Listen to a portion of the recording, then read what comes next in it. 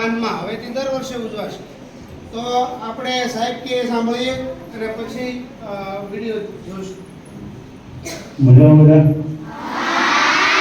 કટાવી છે બધા. અત્યારે અવકાશમાં કોઈ ફસાયેલું છે, કોઈ ખબર છે કોણ ફસાયેલું છે? અવકાશમાં સંશોધન કરવા માટે ગયેલા નાસાના વૈજ્ઞાનિક, અને એ પણ ભારતીય. બોલો.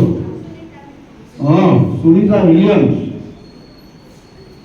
પછી અગાઉ એક એવા મહિલા વૈજ્ઞાનિકનું અવસાન થયું હતું, કોઈ યાદ છે? એનું સ્પેસ શટલ તૂટી ગયું હતું, એમાં ખામી સર્જાણી અને તૂટી ગયું હતું. અરે વાહ ભાઈ, પિયુષભાઈ બોલો.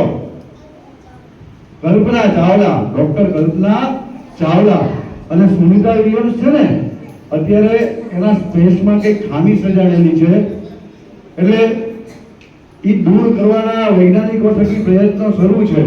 અને સુનિતા વિલિયમ્સને અત્યારે અવકાશમાં ઘણી બધી તકલીફો સહન કરવી પડે. તમે વિચારો, વૈજ્ઞાનિકોનું જીવન કેવું. આપણે એમ કહીએ કે અહીંયા મોતનું જોખમ છે, કે ભાઈ આર્મી વાળા માટે મોતનું જોખમ છે, ફલાણા માટે મોતનું જોખમ છે, ડ્રાઈવર હોય તો કે મોતનું જોખમ છે. પણ આ તો શોખ અને દેશ માટે કંઈક કરવાની એમની ઝંખના, એમની ધગશ.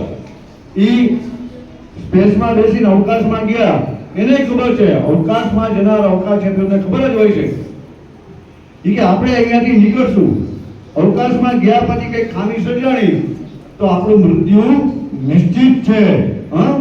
દેશની સરહદે લડતો સૈનિક કદાચ બચી શકે, પણ અવકાશમાં માઇલો દૂર ઊંચાઈ ઉપર આ સ્પેસ શટલ ખરાબ થઈ ગયું અને ત્યાંથી એના અવશેષો નીચે નથી પહોંચતા. કલ્પના ચાવલાનું જ્યારે મૃત્યુ થયું ને, એના સાથીદારોનું, ત્યારે એના સ્પેસ શટલના અવશેષો પણ જમીન ઉપર નતા આવ્યા. તો વિચારો, આવી પરિસ્થિતિમાં છતાં એ લોકો કંઈક અવનવા સંશોધન કરવા માટે, કંઈક દુનિયાને નવું દેવા માટે, દુનિયાને કંઈક નવું જોઈ શકે એટલા માટે એ લોકો પોતાના મૃત્યુના જોખમે પણ અવકાશમાં જતા હોય છે, નવા નવા સંશોધનો કરતા હોય છે, નવું જાણતા હોય છે, અને પૃથ્વીમાં એટલે કે પૃથ્વી પર રહેનારા લોકોને એ નવું નોલેજ, નવું જ્ઞાન પૂરું પાડતા હોય છે. સરસ. આજે સ્પેસ ડેની ઉજવણી.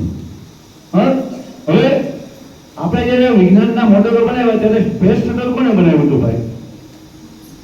ઓકે, બનાવ્યું